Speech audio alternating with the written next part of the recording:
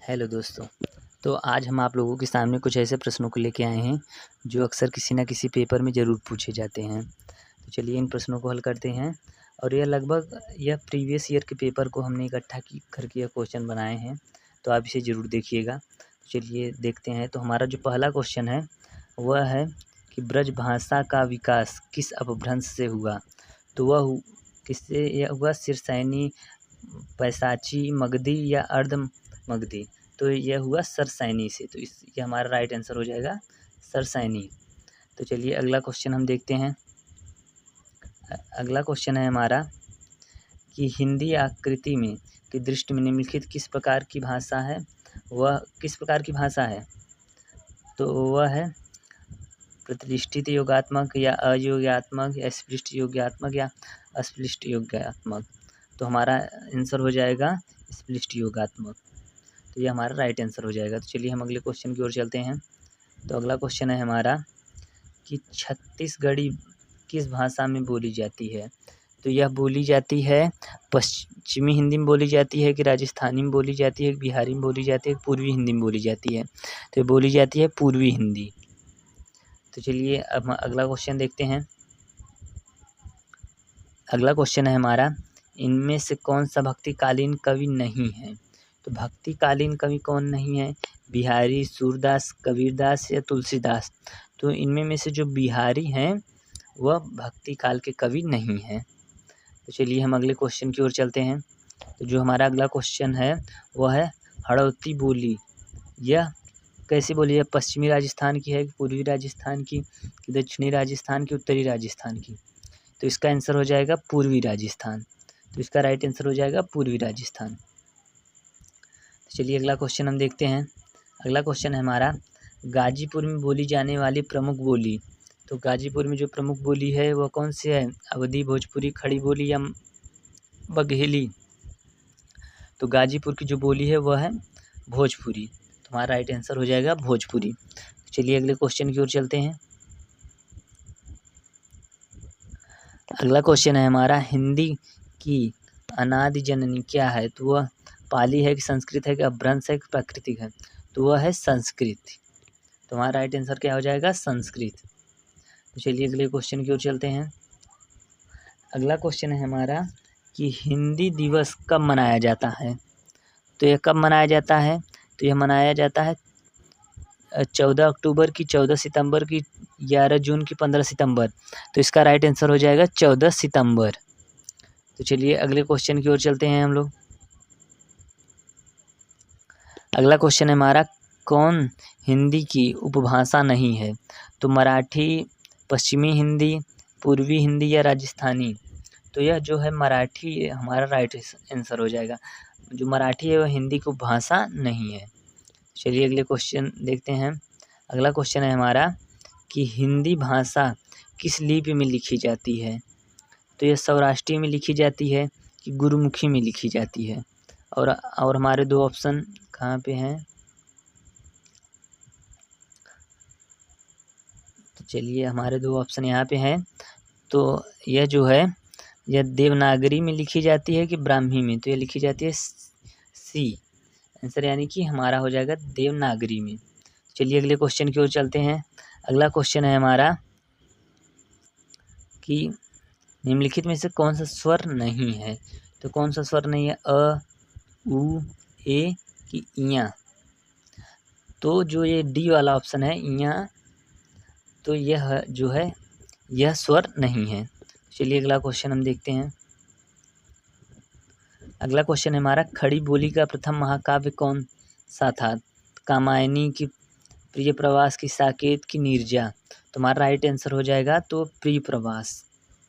चलिए अगले क्वेश्चन की ओर चलते हैं।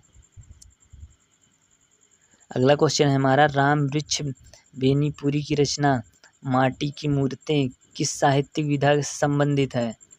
तो ये किससे संबंधित है? यह यात्रा, वृत्तांत की, उपन्यास की, रेखांचित्र की, नाटक। तो यह है रेखांचित। तो हमारा राइट आंसर हो जाएगा रेखांचित। चलिए अगले क्वेश्चन की ओर चलते हैं।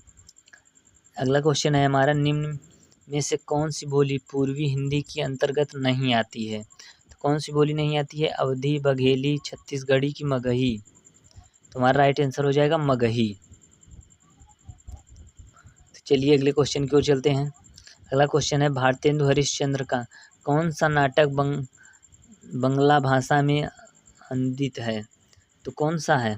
ये विद्या सुंदर है कि चंद्रावली है कि नई चाल में ढली या कविव चंद सुधा?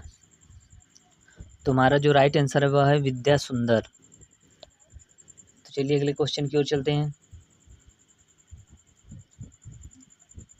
अगला क्वेश्चन है हमारा मुगल बादशाह शाहजहां ने किस कवि को महाकविराय की पदावली दी थी?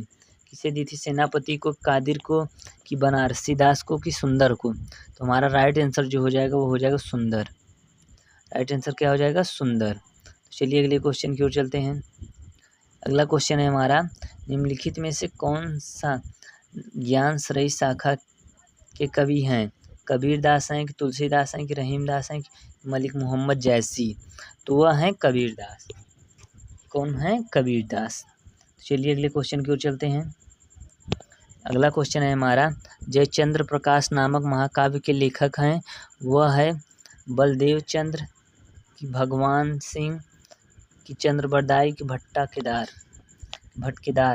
तो हमारा राइट आंसर हो जाएगा भट्टकेदार। चलिए अगले क्वेश्चन की ओर चलते हैं। अगला क्वेश्चन है हमारा मैथिली शरण गुप्त का संबंध आधुनिक काल से किस युग से है? तो बताइए छायावादी युग से कि द्विवेदी युग? चलिए अगले दो ऑप्शन देखते हैं। तो अगला दो ऑप्शन है छायावादी युग या शुक्ल युग। तो हमारा राइट आंसर जो है वह उसी तरफ है। तो हमारा राइट आंसर है यह द्विवेदी युग। राइट आंसर कौन सा है? द्विवेदी युग। तो चलिए अब हम अगले क्वेश्चन की ओर चलते हैं।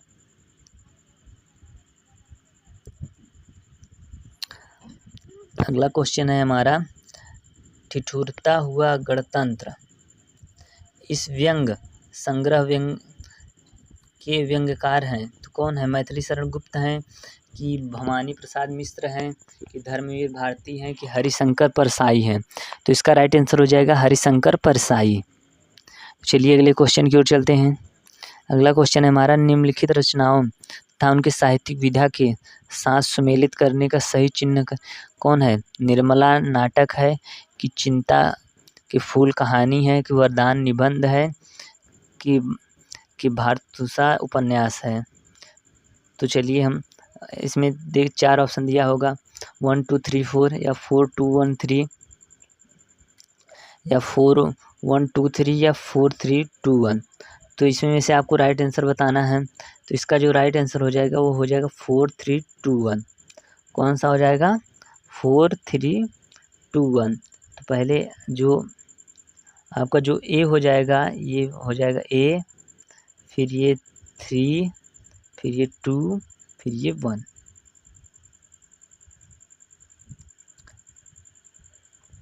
आप समझे नहीं? जैसे कि ये वाला जो है ए ऐसे हो जाएगा और ऐसे ही चलता रहेगा।